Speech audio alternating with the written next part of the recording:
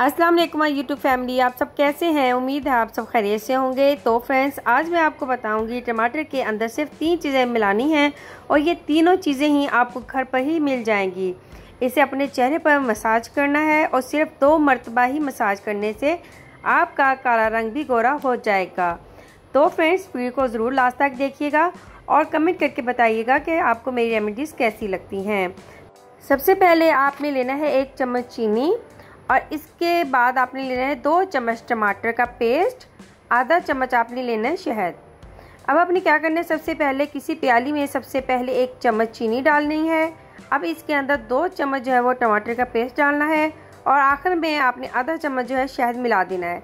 अब इन तीनों को अच्छे से आपने मिक्स कर लेना है। चीनी का पानी बन जाए, अब आपने इसको नरम और हल्के हाथों से चेहरे पर मसाज करना है। हफ्ते में 2 मरतबा ये पेस्ट बनाकर अपने चेहरे पर मसाज करें। आपका रंग भी गोरा हो जाएगा, काले रंग से आपको निजात मिल जाएगी। आपके चेहरे से ब्लैक हेड्स का भी खात्मा हो जाएगा और आपका चेहरा जो है वो साफ़ सुथरा हो जाएगा। उम्मीद है आज की आपको वीडियो बहुत ही पसंद आएगी। अब मुझे इजाज़त दें। ओके, अल्लाह हाफिज़।